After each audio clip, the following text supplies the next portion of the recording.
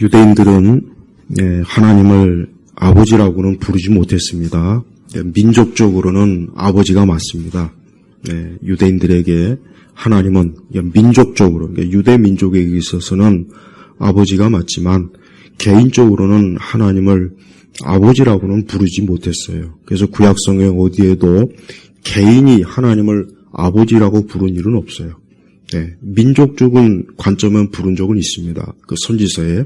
그러나 다윗이나 아브라함이나 삼손이나 아니면 구약성경에 그 아무리 어떤 누구라도 하나님을 아버지라고 부르지는 못했습니다. 그러나 이제 신약 성경에서 와서 보면은 우리 예수님부터 하나님을 아버지라고 불렀어요. 그리고 우리가 알다시피 신약에 있는 모든 성도들은 다 하나님을 아버지라고 부릅니다. 그 아주 참 흉측한 이단이 있죠. 하나님을 어머니라고 부르는 이단들이 있어요. 하나님의 교회, 안상우. 그 교주는 국순과 냉면 먹다가 체해가지고 죽었어요. 아주 흉측해요. 저는 이단은 딱 다가오는 느낌이 뭐냐. 일단 더럽다. 일단 더러워요. 하여튼 여호와의 증인이고 신천지고 안상우이고 간에 일단 더러워요. 그다음에 두 번째 흉측해요. 이단은 아주 흉측하고 더럽습니다. 아마 길 가다가 보면은 하나님을 어머니라고 그러고 지금 교회에서 이 주일을 섬기는 것은 너무나 잘못된 것이고 토요일을 안식으로 보내야 되는데 또 하나님을 어머니라고 불러야 되는데 아버지라고 하고 하여튼 온갖 그 거짓말로 깨어서 특히 그 안성 그쪽은 여자들이 많아요. 여성들이 많아요. 여성들이. 이 젊은 여성들이. 그 전도 방식이 이 젊은 여성들을 꿰어내어가지고 자기들끼리 뭐 한다 어떤 여러 형태 취미 생활이니 뭐니 처음 그렇게는 시도하다가 결국은 이제 하나님의 교회 그 이상한 곳으로 끌고 가서 하나님을 어머니라고 부르고 그러니까 그런 이단들이 진짜 가득해요. 하지만 우리가 명백하게 알아야 될 것은 하나님을 절대 어머니라고 부르면 안 돼요. 성경은 철저하게 우리 예수님이 어떻게 하셨습니까? 예수님께서 하나님을 아버지라고 했단 말이에요. 그리고 사도들도 마찬가지고 신약 성경 누구도 다 하나님을 아버지라고 칭하면서 불렀지 어머니라고 칭하는 건 아니에요. 그래서 우리는 이 부분에 있어서 우리가 확실하게 짚고 넘어가야 돼요. 오늘 말씀에도 나는 너의 아버지가 되고 너희는 나의 자녀가 될 것이다. 전능한 주가 말한다라고 하셨다. 자, 하나님께서는 물론 하나님은 우리가 이제 요즘은 하도 이제 이제 폐미나 이런 잘못된 그런 이념, 철학들이 오다 보니까 교회에서도 왜 하나님을 아버지라고만 부르냐? 그건 좀 남녀 차별 아니냐? 하나님을 좀 어머니로 불러라. 심지어는 그 안상홍이 아니더라도 그런 식으로 하는 데가 있어요. 대체 이제 진보적 기독교, 좀 좌파적 기독교 형태는 하나님을 또 어머니라고도 칭합니다. 그러니까 하나님에 대한 칭호조차도 이건 성차별이다. 왜 굳이 꼭 하나님을 우리는 어머니라고 부르고 싶다. 아버지는 좀 가부장적이기 때문에 우리가 좀 어렵다 해서 또 하나님을 어머니라고 부르자. 그런 데도 있단 말이에요. 좀 좌파적 형태의 교회들이 좀 그런 짓을 많이 해요. 자, 이렇게 하나님에 대한 칭호조차도 아주 교묘하게 미혹하고 속이고 거짓 신학과 또 잘못된 것으로 이렇게 오도하고 있습니다. 그래서 우리는 그 부분을 조심해야 됩니다. 또한 여러분, 저 북한을 보십시오. 북한은 그 김일성이를 어떻게 칭합니까? 어버이 수령이라 그래요. 그럼 그게 어디서 왔을까요? 성경에서 따온 거예요. 김일성이가 어릴 적에는 교회를 다녔거든요. 그 부모도 기독교 신앙이 가졌고 그러다 보니까 이제 김일성 이 어떤 수령 체제를 만들다 보니까 어떻게 하면 이 북한의 인민들을 어떻게 하면 나에게 절대적으로 내게 충성하게 할까? 이 김일성이가 그거를 고심하다가 그렇지 내가 주일학교 때 보니까 하나님을 아버지라고 했지. 그래, 그러면 수령인 나도 이 북조선의 아버지야. 거기서 그렇게 해서 어버이 수령이라고 하는 거예요. 예. 그러니까 이 북한은 철저하게 이 기독교를 벤치마킹한 거예요. 우리의 십계명을 그대로 벤치마킹에다가 김일성이를 어버이 수령으로 섬기는 그 10가지 그 수칙이 또 있지 않습니까? 이렇게 참 하나님에게만 그 가야 될 이 거룩한 이 칭호를 이 김일성이는 자기를 숭배하는데, 그래서 막 북조선의 그 사람들은 어버이 수령이라 해가지고 막 김일성이를 그냥 거의 하나님 수준으로 그렇게 신으로 섬기는 거예요. 저런 것을 어떻게 지상 낙원으로 볼 수 있고, 우리가 어떻게 대한민국 정부가, 대한민국 사람들이 저런 것을 어떻게 우리가 정상적으로 바라볼 수 있습니까? 저것은 정상적인 국가도 아니고 그냥 하나의 종교 집단, 어떤 종교냐, 김일성이나 김정일이나 이제 김정은, 그 김씨 일가를 숭배하는 종교 집단이에요. 정치 집단이 아닙니다. 이걸 꼭 알아야 돼요. 우리나라 교회는 절대 북한을 인정하면 안 돼요. 예전에 한참 90년대 막 북한에 가서 뭐 돕는다, 뭐 한다. 그때 간 목사님들 거의 100% 거의 다 분명히 뭔가 일이 있어요. 그리고 김일성이한테 가가지고 그 동상 앞에서 분명히 절도 했을 거고, 그러니까 그런 것들을 지금 다 숨기고 있어요. 하지만 이 다음에 이제 정상적으로 통일이 되면 이 대한민국에서 그 북한에 갔던, 방북했던 많은 목회자들, 장로들, 기독교 개신교 신자들 거기 가서 무슨 짓을 했는지 다 이제 드러날 겁니다. 그때 보면 아마 기가 막힌, 저 사람이 간첩이었구나. 이미 죽었지만, 야, 저 사람이 간첩이었구나. 야, 저게 간첩질을 했구나. 아마 다 드러날 거예요. 빨리 좀 그런 날이 왔으면 좋겠어요. 또 천주교에서는 신부를, 사제를 뭐라고 부릅니까? Father, 아버지라고 불러요. 역시 그것도 잘못된 거예요. 그것도 잘못된 거예요. 그러니까 천주교 신자들은 신부를 아버지라고 불러요. 아버지. 신부님 그러잖아. 영어에서도 Father라고 합니다. 아버지라고 불러요. 그것도 잘못된 거예요. 그것도 명백하게 성경적으로 맞지가 않는 거예요. 자, 보십시오. 그냥 우리가 하나님 아버지라고 부르는 게 이게 그냥 하찮은 게 아니죠. 중요한 거란 말이에요.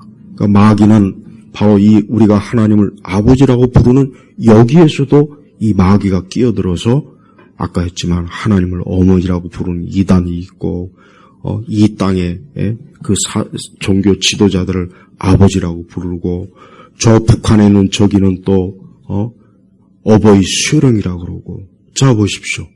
이게 다 어디서 온 거겠습니까? 이게 그 배후에 뭐가 있겠습니까? 마귀가 있는 거예요. 우리가 진짜 아버지라고 부를 수 있는, 물론 우리는 육신의 아버지가 있습니다. 우리는 육신의 아버지를 부르는 거는 전혀 문제가 안 돼요. 그건 죄가 되는 거 아니에요. 근데 우리 성경에서 가르치는 근본적인 것은 바로 하나님은 어때요? 하나님의 자녀로서 우리의 아버지가 되는 거예요. 그러니까 우리는 하나님의 자녀로서 우리는 하나님을 아버지라고 부르는 거예요. 그래서 오늘 성경에도 분명히 말씀하지 않습니까? 나는 너희의 아버지가 되고 너희는 나의 자녀들이 될 것이다. 그래서 기독교 신앙을 갖는 건, 즉 기독교 신앙을 갖는 건 뭐냐면, 물론 이제 예수님을 믿는 그리스도인은 맞아요. 그러나 그거보다 훨씬 더 중요한 게 뭐냐면, 우리가 그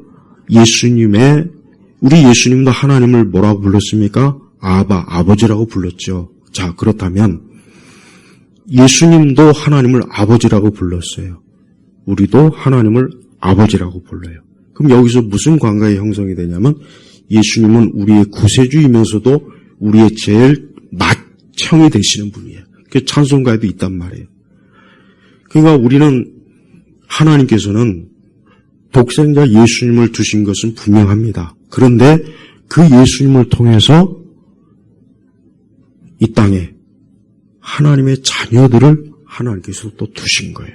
그들이 누구입니까? 바로 오늘 우리 예수님을 믿는 우리 성도들이에요. 그래서 우리는 항상 하나님을 아버지라고 늘 불러야 돼요. 그래서 우리가 기도할 때 하나님 아버지 그렇게 부르지 않습니까? 예수님도 그러셨고 우리는 여기에 있어서 하나님께서 나의 아버지가 되신다는 사실을 잘 우리가 중요하게 여겨야 돼요. 아버지의 역할이 뭡니까? 자, 이 부분에 있어서 우리가 좀 이제 유대적 관점으로 봐야 돼요. 물론 동양이나 서양이나 옛날이나 지금이나 아버지의 역할은 딱 있어요. 첫째, 아버지는 그 가족을 돌보는 게 가장 첫 번째예요. 그러니까 아버지의 역할이 뭐냐?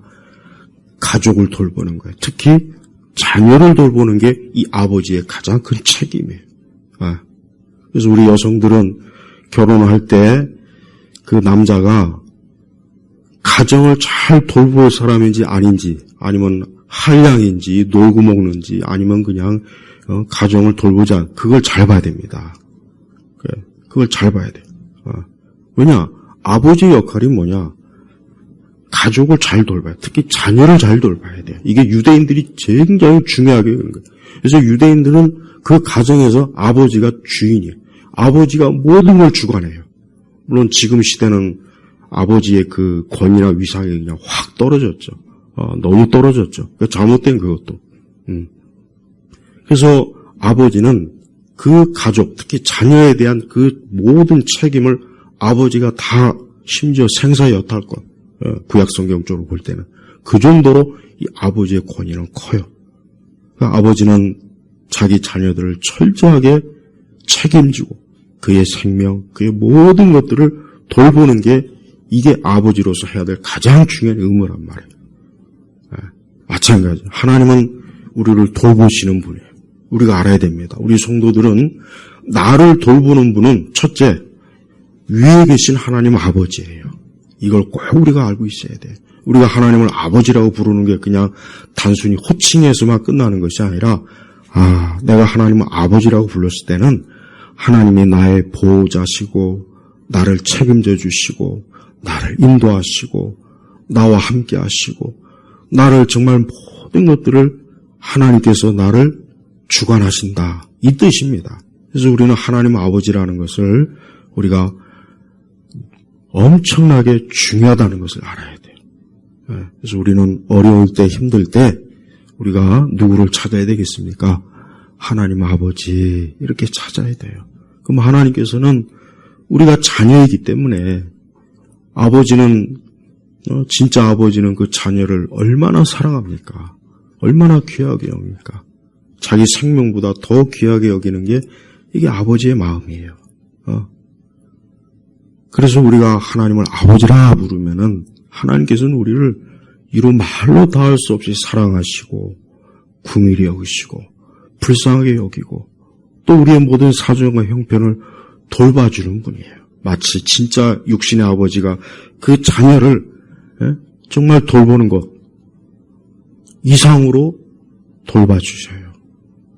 그래서 우리는 이 하나님 아버지라 부를 때 이게 우리에게 있어서 그 자체만으로도 참 평안이고 기쁨이고 만족스럽고 그 자체만으로 위로가 돼야 돼요. 그래서 우리 성도들도 살아가면서 어려울 때 있죠. 힘들 때 있죠. 막 고생할 때 그럴 때 하나님 아버지 이렇게 부르면 돼요. 그럼 그 아버지 하나님께서 얼마나 우리의 모든 그 아버지란 칭호 하나만으로도 하나님은 우리가 왜 하나님을 찾고 또 하나님은 우리를 위해서 무엇을 하실까? 하나님은 그런 분입니다. 또한 아버지라고 하는 개념은 아버지는 뭡니까? 아버지라고 하는 것은 유대인들은 이 아버지라고 하는 것 자체가 뭡니까? 최고의 권위예요, 권위. 그래서 유대인들은 아버지 하면은 지금도 마찬가지입니다. 정통 유대인들은 아버지 하면은 그 권위를 보통 참 크게 여기는 게 아니에요. 그래서 그 유명한 그 심리학자 중에 아주 안 좋은 사람이 있죠. 이 사람은 유대인이면서도 그 아버지의 권위를 부정해요. 그러니까 유대인들 중에 보면은 참 보면 마르크스도 그렇고 좀 이름난 유대인들 보면은 이 아버지의 권위를 아주 싫어합니다. 그러니까 어릴 때 뭐 이제 아버지한테 뭐 매를 맞고 혼을 나고 이제 어떤 그게 뭐 이제 뭐 인상이 있어서 뭐 그렇다 뭐 말은 그렇게 하는데 자, 그건 잘못된 거예요, 사실은. 아버지라고 하는 것은 최고의 권위를 가지고 있는 분이에요. 그래서 집안에서 아버지가 한마디 하면 그것으로 그냥 끝나는 거예요. 결정이 되는 거예요. 사실 옛날 우리도 그랬죠. 유교적 관점에서도 그러긴 했습니다. 근데 지금은 뭐 아버지가 얘기해도 뭐 거의 뭐 듣는 둥 마는 둥 하는 집안도 꽤 많다고 합니다. 오죽하면 뭐 강아지 다음으로 아빠가 집안에서 서열이 있다고 뭐 그런 식으로 참 얘기도 하는데 그게 잘못된 겁니다. 아버지의 권위는 그 집안에서 최고예요. 우리 그리스도인들에게 하나님의 권위는 가장 높은 거예요. 가장 높은 거예요. 그래서 우리는 항상 늘 나의 가장 위의 권위자가 누구인가? 하나님 아버지입니다. 하늘에 계신 하나님 아버지. 그래서 우리는 항상 그분, 하나님 아버지가 나의 최고의 권위자이기 때문에 난 언제나 그분의 권위에 복종하고 그분의 권위에 순종하고 항상 그 하나님 아버지를 가장 우선적으로 여기면서 나는 인생을 살 것이다 하는 그런 각오, 결심을 가진 자가 바로 믿는 자입니다. 그 전에는 하나님을 아버지로 모시지 않은 그 전에는 우리의 아비가 사실 누구였습니까? 마귀예요, 사실은. 안 됐지만 마귀입니다. 그래서 이 마귀는 이 땅에 하나님 믿지 않는 불신자들의 아비가 돼요. 이게 거짓의 아비요, 온갖 악을 주도하는 그런 아버지인데 문제는 하나님을 믿지 않는 그리스도를 믿지 않는 자들의 아버지가 되어서 그 아버지가 좋은 아버지냐 나쁜 아버지냐의 차이가 있잖아요. 근데 하나님은 좋으신 분이에요. 정말 사랑이 많으시고 선하신 분이고 의로운 분이시고 거룩한 분이고 존귀하시고 하지만 이 마귀는 어때요? 마귀는 그런 게 전혀 없습니다. 악하죠. 교활하죠. 살인자요. 거짓말이요. 그러니까 이 거짓의 아비가 그의 아버지가 되었으니 불신자들의 삶은 어떻게 되겠습니까? 좋은 삶으로 갈 수가 없어요. 그래서 우리는 이 땅에서 우리가 혹 어떤 분들은 이런 분들이 있어요. 아, 나는 우리 아버지는 참 별로야. 뭐 이런 분도 있긴 있어요. 뭐 그 아버지가 좀 가정생활에 충실하지 못하고 뭐 책임감이 없고 그런 분들이 있긴 있겠죠. 그러나 하늘에 계신 하나님 아버지는 절대로 그런 분이 아니에요. 이 땅의 아버지한테 실망했으면은 하늘에 계신 하나님 아버지에게는 실망할 일이 단 하나도 없습니다. 그래서 우리 성도들은 항상 하나님 아버지를 늘 찾고 그분이 나의 모든 최고의 권위자이기 때문에 난 항상 그분의 말을 듣고 그분의 뜻을 늘 최우선으로 하고 언제나 하나님 아버지의 권위에 나는 복종하면서 살 거야 하는 이 마음과 믿음을 이 결심을 항상 가지고 살아야 돼요. 하나님은 그걸 기뻐하세요. 하나님은 사람을 창조했는데 이 사람들이 죄를 짓고 난 이후부터 어때요? 자기 마음대로 가는 거예요. 그러니까 범죄한 이 아담의 후손들의 특징이 뭐냐? 자기 마음대로 가는 거예요. 자기 마음대로. 자기 마음대로 가는 거예요. 자기 마음대로 사는 거예요. 사실 옛날 사람들한테 아주 안 좋은 욕이 있죠. 아주 안 좋은 욕이 있어요. 애비 없는 자식이라는 말. 아주. 이 말은 굉장히 정말 욕 중에서도 최고로 단계가 높아요. 그 말이 왜 나왔겠습니까? 옛날 사람들이 볼 때는 아버지가 없는 자녀들은 아버지가 제대로 가르치지 않고 통제하지 않고 훈육을 하지 않았기 때문에 저 녀석은 지 멋대로 사는 것. 그렇게 이제 인식이 바뀐 거예요. 자, 아담이 범죄하고 난 다음에 이제 아담의 모든 후손들의 특징이 뭐냐? 자기 마음대로 사는 거예요. 자기 마음대로 동성애도 하고 자기 마음대로 막 우상도 섬기고 자기 마음대로 그냥 하고 싶은 대로 다 사는 거예요. 다. 근데 하나님은 그걸 뭐하고 하나님 보시냐? 방종. 지 멋대로 산다 이거예요.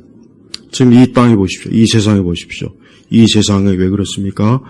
하나님을 아버지로 모시지 않고 자기 멋대로 사는 거예요. 예, 자기 마음대로.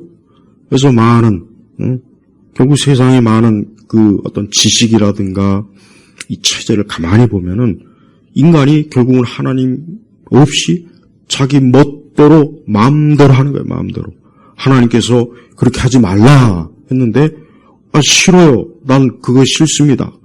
사람이 마음 중심에 이 하나님 아버지에다는 어때요? 이 반항심이 있는 거예요. 반항심. 그래서 죄는 뭐냐? 간단합니다. 하나님에 대한 반항을 하는 거예요. 반항심이야, 반항. 어떻게 하면 하나님 뜻대로 안 살까? 이게 사람이 이거는 가르쳐주지 않아도 저절로 알게 돼요. 저절로 알게 됩니다. 참 묘하죠? 왜 그렇습니까? 우리 안에 죄성이 있기 때문에, 본성이 타락했기 때문에 여러분 죄를 배우려고 굳이 대학에 갈 필요가 있겠습니까? 그럴 필요 없어요. 저절로 아이가 태어나면 저절로 죄는 습득이 됩니다. 지가 알아서 죄를 다 짓게 돼 있어요. 이게 사람이 원래 그래요. 이거 하나님이 그거를 싫어하는 거예요. 그래서 하나님께서 이스라엘 백성에게 뭘 줬습니까? 율법을 줬잖아요. 너희는 이렇게 살아라. 그러니까 율법은 나쁜 게 아닙니다. 사실은 율법은 하나님의 거룩한 성품과 그 속성과 뜻을 펼쳐놓은 거예요. 그래서 율법은 하나도 나쁜 게 없어요. 십계명도 그렇죠. 그래서 사람이 항상 그 하나님 아버지의 통제와 가르침과 뜻 가운데 살아라 하고 하나님께서 율법을 주신 거란 말이에요. 근데 사실은 율법을 다 지키기는 어려워요. 힘듭니다. 부족하죠. 우리가 불완전하니까. 그러나 우리 믿는 성도들이 그리스도 예수 안에 들어와서도 여전히 어때요? 우리는 십계명 같은 그런 말씀을 사실 귀하게 여기고 그 말씀에 따라 살기를 힘써야 됩니다. 그게 정확한 거예요. 그래서 기독교 이단 중에 하나가 뭡니까? 무율법주의자들. 근데 대부분의 이단들이 다 무율법주의예요. 여호와의 증인도 그렇고 보면은 다 무율법주의자들이야. 이제는 우리는 율법이 필요가 없어. 구원파 같은 경우 대표적으로 무율법주의자들이야.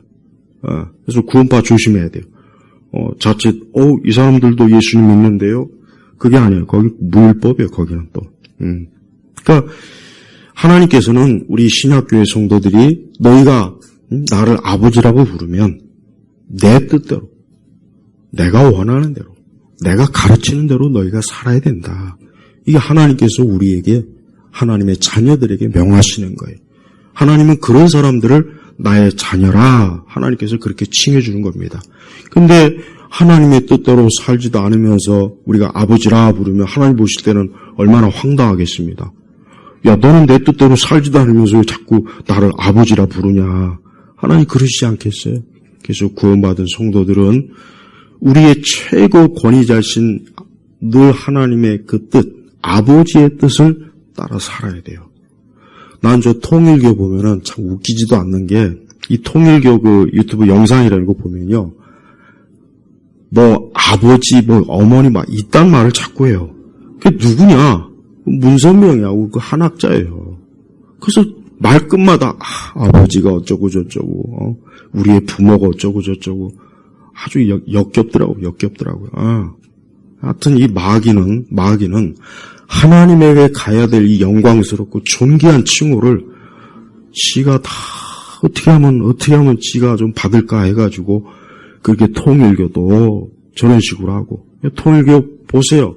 무슨 이상한 옷 입고 머리에 못 쓰고, 그 자식들 중에 또 한 녀석은 또 총 들고 이러고 있고, 자, 여러분, 그게 진리입니까? 그러니까 이단은 딱 봐도 저건 이단스럽다. 나는 길 가다가 어떤 사람들 딱 무리들 보면, 야, 저거 여호와의 증인이구나. 야, 저거 안상욱이구나. 딱 눈에 띄더만. 아무리 화장하고 옷을 잘 입어도 딱 보이더라고요. 이렇게 마귀는 하나님께 돌아가야 될 영광을 자기가 받는 거예요. 가톨릭도 마찬가지예요.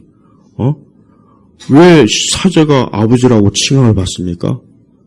그럼 앞으로 목사님도 아버지라고 부르게 좀, 그렇게 좀, 신학을 그렇게 한번 좀 만들어 봐야 되겠네? 아니에요. 그러니까 이 사제도 결국 하나님께 돌아가야 될 칭호를 자기가 받는 거예요. 그래서 천주교는 그것도 문제란 말이에요, 그것도. 천주교 신자들 만나면 물어봐요. 왜? 야, 우리는 교회, 우리 그냥 목사님이라고 하는데, 목사님 아버지라고 하진 않는데, 왜 너희는 왜 아버지라고 하냐? 성경에는 이 땅을, 그 사제를 아버지라고 부르지 말라고 했는데, 그러니까 아무것도 모르고 그냥 하는 거예요. 그냥 성당 가서 그렇게 하니까. 우리는 매사에 하나님 아버지라 부를 때, 우리는 항상 매사에 어때요? 하나님 아버지의 뜻을 우리가 항상 쫓아야 돼요. 그 사람이야말로 진짜 하나님의 자녀가 되는 거예요. 또한 여러분, 우리가 사실 하나님의 자녀로서의 자격이 있습니까? 없습니다. 솔직히 없습니다. 없어요. 그리고 사실은 우리가 믿는 자는 입양된 거예요. 양자. 우리가 성경의 교리에 보면 양자 교리가 있죠? 양자. 우리는 그리스도로 인해서 양자가 된 거예요. 우리는 마귀가 사실은 아비라고 하지만 마귀는 자기의 자녀들을 챙기질 않아요. 그냥 지 멋대로, 마귀도 지 멋대로요. 그냥 내버려 두는 거예요. 내버려. 그냥 마음대로 가서 네 멋대로 살아라. 그러니까 버림받은 자식이 한마디로 얘기하면. 근데 하나님께서는 예수님을 통해서 우리를 양자로 드린 거예요. 양자. 넌 이제 나의 자녀다. 이 양자의 개념은 아주 중요합니다. 그래서 서양에서는 보통 이 양자를 드리는 일을 아무렇지도 않게 당연하게 별로 그렇게 신중하게 고민하지도 않아요. 그래서 입양, 양자 이거를 이 서양 사람들은 잘하지 않습니까? 그게 어디서 온 거냐? 기독교에서 온 거라며. 기독교에서. 내가 하나님의 가정에 입양이 됐고 양자가 되었으니까 저 고아, 저 불쌍한 저 아이를 내가 내 아이로 입양하자. 양자로 삼자. 그래서 서양 사람들이 옛날에도 그렇고 우리나라도 외국으로 많이 입양을 갔지 않습니까? 많이 갔단 말이에요. 근데 그걸 누구는 고아 수출이다 그딴 식으로 자꾸 이상하게 얘기하는데 그거 잘못된 거예요. 그 아이들이 여기서 부모가 없어갖고 길거리 돌아다니고 고아원 나가지고 아무것도 못하는 그 아이를 그렇게 될 수밖에 없는 아이를 국가가 책임져 주지도 못하는 아이를 서양에 있는 그 부모들이 입양을 그걸 왜 자꾸 고아 수출이라고 그딴 식으로 폄하하는지 아주 나쁜 사람들이에요. 그럼 그 아이가 그렇게 입양이 안 되면 이 대한민국에서 어떻게 살 겁니까? 제대로 못 살아요. 배우지도 못하고. 그 아이가 그 외국에 입양에 대해서 교육 잘 받고 참 양육이 되고 그래서 성공한 그 입양자들이 얼마나 많습니까? 자, 여러분 보세요. 우리는 하나님의 가정에 우리는 하나님이 우리를 입양할 의무도 없고 책임도 없고 우리는 그럴 만한 자격이 안 돼요. 애초부터. 그런데 하나님께서는 우리를 그 그리스도의 피로 깨끗하게 씻어서 너는 이제 내 자녀다. 그리고 심지어 하나님의 그 유업도 우리에게 주는 거예요. 우리는 받을 자격이 없는데 그것까지도 주는 거예요. 그래서 천국을 우리에게 주시지 않습니까? 예수님은 거기에 대해서 조금 더 시기 질투하지 않아요. 오히려 예수님은 기뻐요. 오히려 우리 예수님은 한 사람이라도 더 하나님의 자녀가 입양되길 원하는 게 우리 예수님의 마음이란 말이에요. 그래서 우리 성도들이 알아야 돼요. 우리 성도들은 정말 축복받은 사람이에요. 왜냐? 우리가 하나님을 아버지로 하나님의 가정에 저 하늘의 가정에 천국의 가정에 입양이 된 거예요. 만약에 내가 입양이 되지 않았으면 어떻게 됐겠습니까? 지옥에 가는 거예요. 영원한 형벌에 떨어지는 겁니다. 이 땅에서 지 멋대로 지 마음대로 살다가 이리저리 평생을 그냥 제가 자꾸 입이 마르니까 그냥 혀가 장똥뱅이로 자꾸 살다가 그냥 멸망하는 거란 말이에요. 여러분 그게 좋습니까? 천국을 유업으로 받아서 하나님의 자녀가 되는 게 좋습니까? 어느 게 좋습니까? 내가 만약에 선택할 수 있다면 어느 게 좋은 것 같아요? 만약에 구원을 내가 진짜 선택할 수 있다면 내가 하나님의 자녀가 되어서 천국을 유업으로 만나게 좋습니까? 아니면 그냥 이 땅에서 내 마음대로 죄 짓고 살다가 지옥에 가는 게 좋겠습니까? 내가 선택한다면 어느 걸 선택하겠어요? 당연히 천국이죠. 당연히 천국이에요. 그런데 우리는 우리의 구원에 대해 선택할 수가 없어요. 여러분이 구원받은 것은 여러분이 선택한 것이 아니라 뭐라고요? 만세 전부터 하나님의 예정 가운데, 하나님의 선택 가운데 된 거예요. 에베소서에 잘 나오죠? 로마서에도 나옵니다. 그러니까 하나님의 예정과 선택을 부정하고 믿지 않는 이 장로교의 이걸 장로교에서 만든 교리라고 자꾸 이상한 소리 하는데, 저 침례교 이단들이 킹 제임스인지 뭔지 아는 특히 그쪽 아주 그쪽이 유난히 우리 칼빈주의와 아주 장로교에 대해서 너무나 많은 거짓말을 하더군요. 예. 어떻게 그렇게 거짓말을 그렇게 많이 하는지 모르겠어요. 아니 약간의 교리가 다른 건 이해가 가는데 거짓말은 하면 안 되죠. 근데 우리 장로교나 칼빈에 대해서 너무 많은 거짓말을 해대요. 그래서 그걸 믿고 그냥 이 장로교에 있다가 그냥 거기 떠나가지고 그 침례교 그 이상한 데 가가지고 우리는 킹 제임스 외에는 다른 성경은 우리는 구원받을 수 없는 성경이라고 그 거짓말을 또 믿고 있어요. 킹 제임스도 얼마나 오류가 많은데 내가 예전에도 금요일 때 언제 한번 제가 몇 번이나 강의했어요. 사람의 구원은 하나님의 예정과 선택이 없으면 안 돼요. 하나님께서 창세전에 나를 선택한 거예요. 날 구원하기로 예정한 거예요. 그래서 내가 예수님 믿고 하나님의 자녀가 되고 하나님이 나의 아버지가 되는 겁니다. 하나님께서 나를 선택하지 않고 나를 예정하지 않았으면 우리는 그냥 알아서 우리의 태생 자체가 죄의 태생이니까 그냥 지옥의 멸망으로 가는 겁니다. 그런데 하나님께서 나를 구원하시고 나를 선택한 거예요. 우리가 무엇을 잘했거나 내가 무슨 선했거나 의롭거나 그것도 아니에요. 그냥 전적으로 하나님의 택하심이에요. 내가 너를 구원하리라. 너를 내 자녀로 삼으리라. 내가 너의 보호자가 될 것이고 내가 너를 영원한 천국을 유업을 줄 것이다. 그냥 하나님이 그냥 안겨준 거예요. 길거리에서 음식 주워 먹는 거지 아이를 어느 부자가 가다가 아이고 저 아이 안 되겠구나. 내가 저 아이를 거둬야 되겠구나. 그래서 그 아이를 거둬다가 깨끗하게 씻고 좋은 옷을 입히고 최고급의 음식을 먹이고 좋은 방을 주고 그 다음에 그 부자가 주면 그의 유산까지도 그 아이에게 다 주는 거란 말이에요. 여러분 이게 얼마나 놀라운 겁니까? 바로 우리가 그거란 말이에요. 그냥 내버려 두면 이 땅에서 자기 멋대로 멋을 부리고 이 세상에 온갖 좋은 거 먹고 마시고 이 직업 저 직업 돈 벌고 다니면서 인생을 살겠죠. 그러나 그게 뭐냐 영적으로 마치 어린아이가 고아가 돼가지고 길거리에서 이것저것 주워 먹고 그냥 아무거나 주워 먹고 옷을 거지같이 입고 씻지도 못하고 그러다가 어느 날 갑자기 죽는 거. 그게 죄인의 모습이란 말이에요. 하나님께서 우리를 구원하지 않았으면 우리 여기 있는 모든 분들이 다 지금 그렇게 살다가 그냥 끝날 인생들인데 그런 우리를 하나님 아버지께서 우리를 걷어주신 거예요. 걷어주신 거란 말이에요. 그래서 우리 성도들은 하나님 아버지라 부를 때 이게 얼마나 놀라운 칭호인가. 야, 이 하나님 아버지. 여러분 절에 가보시죠. 절에 가 있는 그 불자들이 하나님 아버지라고 부릅니까? 안 불러요. 안 부르죠, 당연히. 왜? 그들은 하나님의 자녀가 아니니까. 그러나 그들도 예수님을 믿는 그 순간, 야, 이제 보니까 저 부처는 저 허상이구나, 허상. 불교는 무신론이잖아요. 저 부처라는 거 저 허상이구나, 헛것이구나. 진짜 나를 지으시고 내게 생명을 주신 분은 우리 기독교, 우리 교회, 우리 성경에서 계시던 하나님, 이 하나님 아버지 이분이구나 하는 깨달을 거란 말이에요.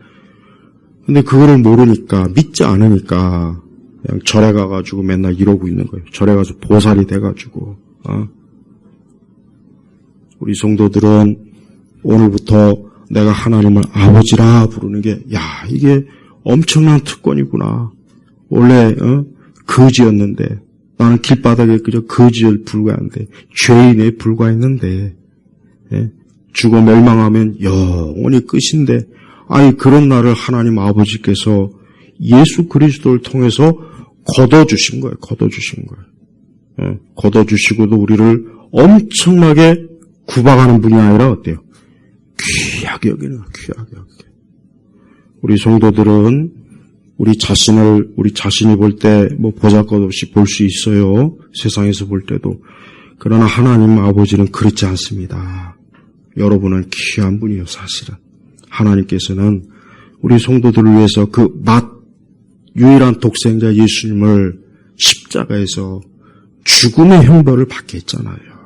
세상에 어떤 부모가 자기 아이를 입양하기 위해서 자기 아이를 죽여가지고 입양하는 부모가 세상에 어디 있습니까? 없습니다. 없어요. 인류 역사 그런 일은 없어요. 근데 하나님은 그 일을 하셨단 말이에요. 그러니까 우리가 하나님께서 우리를 얼마나 사랑하시는지를 잘 알아야 돼요. 그러니까 우리 성도들은 세상 살면서 내가 어렵다, 힘들다, 고생이 된다, 이런저런 일로 마음이 상할 때도 그래도 하나님이 나를 사랑하시잖아. 나한테는 하나님 아버지가 계시잖아. 나한테는 하나님 아버지가 계신데 내가 이런 일로 인해서 낙심하면 되나? 내가 이런 일로 인해서 내가 절망하면 되나? 내가 이런 일로 인해서 내가 자살하면 되나? 이런 생각 가져야 되는 거예요. 그게 마땅한 거란 말이에요. 세상에서 제일 불쌍한 사람이 누굽니까? 하나님을 믿지 않는 사람이에요. 하나님을 아버지를 믿지 않는 사람이 제일 불쌍한 거예요. 그 사람이 아무리 부자요, 대기업, CEO라도 불쌍한 거예요. 거지거든요, 거지. 영적 거지, 고아에다가, 영원히 그냥 참 멸망할 길로 지금 가고 있지 않습니까? 그래서 불쌍한 거예요, 진짜. 정말 불쌍한 거라고요. 거기에 반해서 우리는 하나님을 믿고, 우리가 하나님을 아버지라고. 여러분이 하나님을 아버지라고 부르는데 하나님께서 혼을 내십니까? 꾸중을 합니까? 다시는 부르지 마, 이마. 그럽니까? 아니에요.